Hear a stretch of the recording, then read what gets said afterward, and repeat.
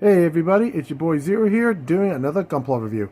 In today's episode, we're covering the LaGOWE from Gundam Seed. So I decided to do something different because I'm kind of burnt out emotionally, mentally, physically. So I figured do something different this week. Not a Gundam. Well, it's a Gundam. It's a gunpla, but not a Gundam. And I picked this up. I recently got this delivered, so I figured might as well bust this bad boy out. So this is actually one of my favorite mono-eye grunt suits. This, the Baku Cerberus, or Cerberus Baku, whatever you want to call that thing, because it looks so different. It's the closest thing I have to a wolf-themed mobile suit. It's really awesome. So, I picked this up at a friend that collected toys, so I believe it's still available. So if you want one for yourself, use my link down below, pick one up for yourself. And if I had the cash on me right now, I would probably pick up another one. Well, not him per se.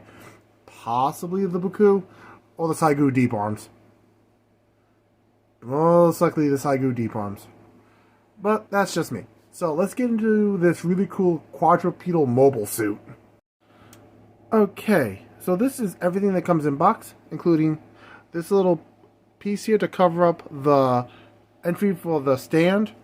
So if you want to put this on a stand to do, flying attacks and all that, you plug it in here, but that piece there covers that up. So, yeah. And it comes with this scooching back sticker sheet, which is, I appreciate this. This is little, and yes, you do need to paint this to get a perfect version of it, but oddly enough, I'm okay with this as is. I mean, yeah, you're going to need to paint or panel on the inside of the vents on the wings. And color correcting sticker is here, here, and here. And all on the vents near the head. And of course, the mono-eye, which does not move. So wherever you put that sticker is just where it's going to be for the rest of its life.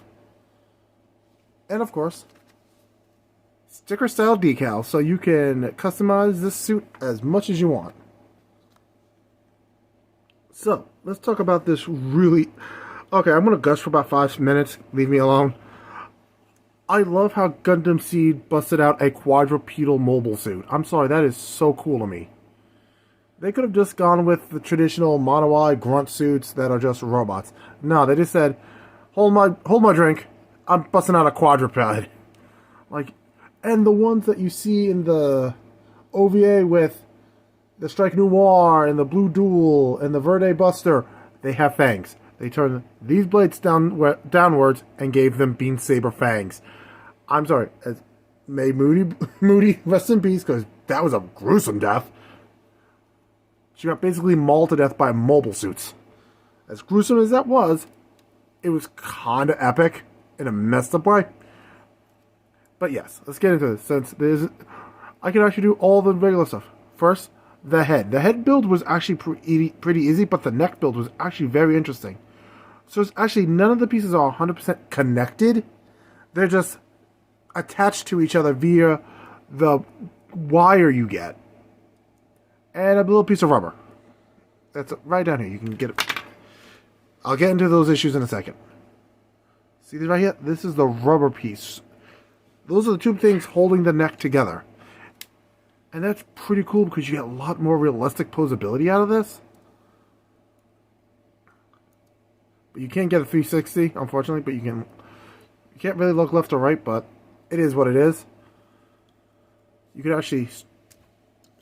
Oop, that was not planned. So you really can't stretch... I could have sworn you could stretch out the back, but no, you can't. Wings go up, wings go down, nothing too fancy there. Guns can move up and down. So the downside is the arms here are the front legs are kind of loose. So you may want to either glue them in to make sure they don't fall out, or use glue to thicken up the piece, but yeah, you gotta be careful with that. The hind legs are slightly tighter, so you don't have to worry about them falling out, but they're not perfect either. And also you can go in pure vehicle mode. Close this down, flatten that out. Do it again over here.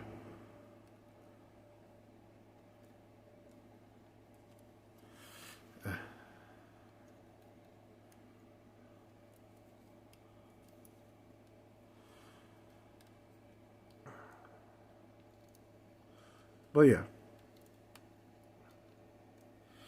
But I swear, yep, there goes the arm.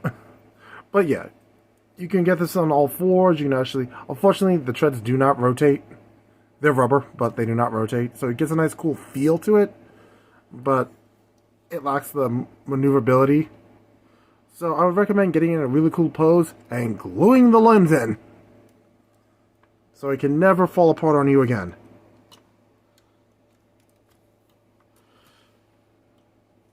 Because it will disintegrate on you in a moment's notice. Which kind of sucks. You can actually move the waist a little left or right. Technically, you can pull it apart.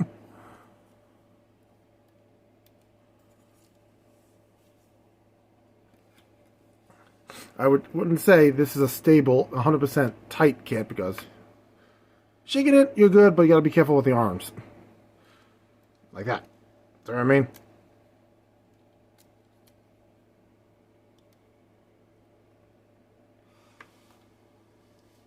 But, you know, you can pose it, you can get in decent poses for, you know, a quadruped. Again, I love this thing, not because it's orange, because that's Andrew Garfield, that's Spider-Man. Andrew Wilfield, or something like that, his custom colors, to each his own. That's him and his girl's colors, I respect, but not my thing. If this was red, black, and gold, on the other hand, I would love this more. But aside from the lack of color flair, this is an awesome looking suit. I love this thing. So let's get to the summary and wrap up this review. So, the LaGOWE from Gundam Seed, would I recommend it? Yes. It's a great little kit, though you will need paints if you want to get it really accurate, to make it color accurate, and you will need glue, paint, something to thicken up those arm joints in the front, because they are not tight enough. But if you do, this is a great kit. It's a great way to have a gunpla without actually having to build yet another bipedal war machine. You can build a quadrupedal war machine. You know, change it up once in a while. And I do love how, technically, I'm not 100% sure, but I think you can actually use the other weapons from, like, the Bakus and whatnot, because I believe the port that this dude's attached to, you can swap them out. I don't know if that's 100% true, and I kind of hope it is, so eventually I want to get the Baku, because I will test that out. But with that being said, yes, it has flaws. Like I said, the front legs are not good. They will fall off on you if you're not careful. But I'm not going to repeat myself for the millionth time in this video about the legs. I do love that it comes with sticker style decals, so you can customize this to whatever number unit you want this to be. That's the one cool thing about grunt suits and commander units. You can roleplay or whatever your favorite grunt suit and all that, because they are made in mass production. That's what they are. They're mass production units.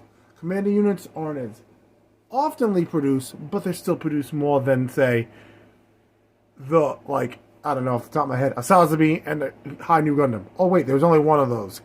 Like, the New Gundam and the Sazabi, there's only one of those each in existence before they both got destroyed. See the thing? And the prototype of it, which became the narrative Gundam. You can make your own character for a tabletop RP you're doing with Gundams, and you don't have to make up a crazy excuse why you have that certain type of mobile suit. If you have a command unit or a grunt suit, a custom grunt suit, it's just a grunt suit.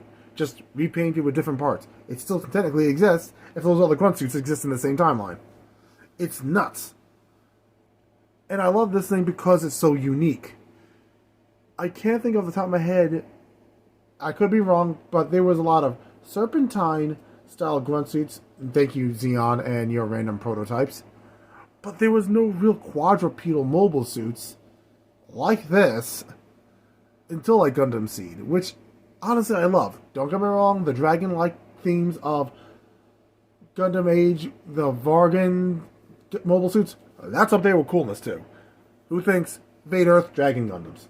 Dragon-themed mobile suits. Because I never would have thought of that, so big ups on them. But with that being said, I want to thank everybody for watching. Friday's episode is I have no idea.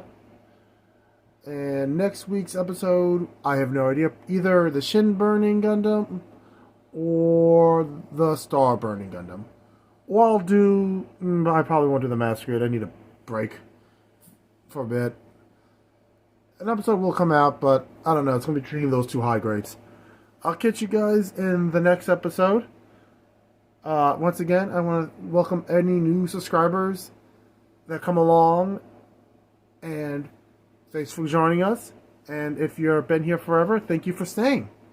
You guys are all appreciated.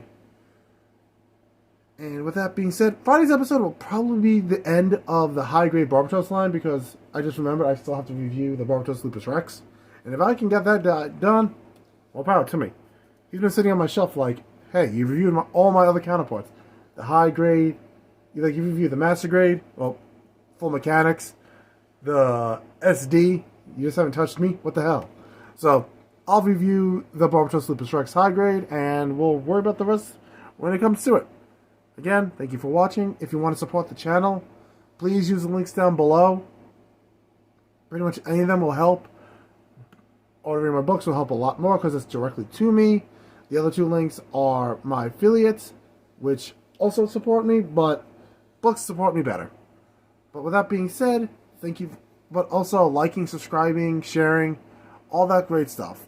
All that helps the channel. Spread the brand, spread the word, all that fun stuff. I'll catch you guys on Friday. Thanks for everything. Peace.